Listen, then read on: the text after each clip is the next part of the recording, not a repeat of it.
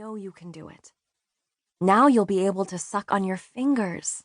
Won't that be nice?" With a big smile, I put him in his crib, unswaddled, and left the room. I prepared for the worst. Penelope would have screamed bloody murder. Finn, though, just made a few surprised noises and fell asleep.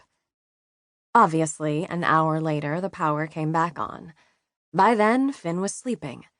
I asked Jessie if I should go in and swaddle him now. Jessie told me I was nuts and collected all the miracle blankets for the charity bin. As I lay in bed that night, I wondered if Finn would sleep worse now if I should go dig the blankets out of the bin and wrap him in one. I was tempted to jump on the computer and read stories of swaddle-induced sleep regression or lack thereof. In the end, I was too hot to follow through, and our swaddle days were over. As a parent, you want nothing more than to do the right thing for your children, to make the best choices for them. At the same time, it can be impossible to know what those best choices are. Things crop up that you never thought about, even with a second kid, probably even with a fifth kid. The world and your child surprise you all the time. It is hard not to second-guess yourself, even on the small things. The swaddle breaking was, of course, a tiny incident. But it illustrates what will be one of the great themes of your parenting life. You have way less control than you think you do. You might ask why, if I know this to be true, have I written a guide to parenting in the early years? The answer is that you do have choices, even if not control, and these choices are important.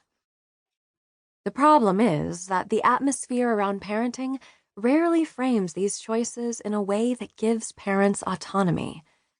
We can do better, and data and economics, surprisingly, can help.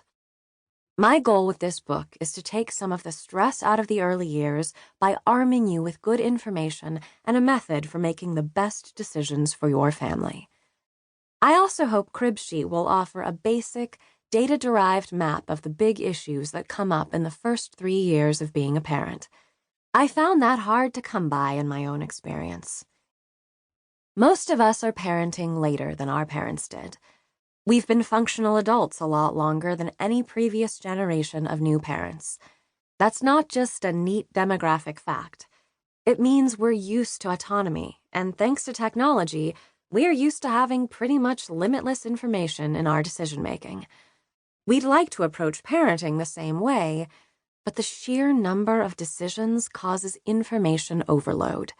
Especially early on, every day seems to have another challenge, and when you look for advice, everyone says something different. And, frankly, they all seem like experts relative to you. It's daunting even before you factor in your depleted postpartum state and the tiny new resident of your home who won't latch onto your breast, sleep, or stop screaming. Take a deep breath. There are many big decisions. Should you breastfeed? Should you sleep train, and with what method? What about allergies? Some people say avoid peanuts, others say give them to your child as soon as possible. Which is right? Should you vaccinate, and if so, when? And there are smaller ones. Is swaddling actually a good idea? Does your baby need a schedule right away? These questions don't die out as your child ages either. Sleeping and eating just start to stabilize, and then you'll get your first tantrum. What on earth do you do with that? Should you discipline your kid? How? Exorcism? Sometimes it seems like it. You may just need a break for a minute. Is it okay to let the kid watch TV? Maybe one time the internet told you watching TV will turn your child into a serial killer. It's difficult to remember the details, but maybe don't risk it. But boy, a break would be nice. And on top of these questions is the endless worrying. Is my kid normal? When your baby is just a few weeks old, normal is whether they are peeing enough, crying too much, gaining enough weight. Then it's how much they sleep, whether they roll over, whether they smile.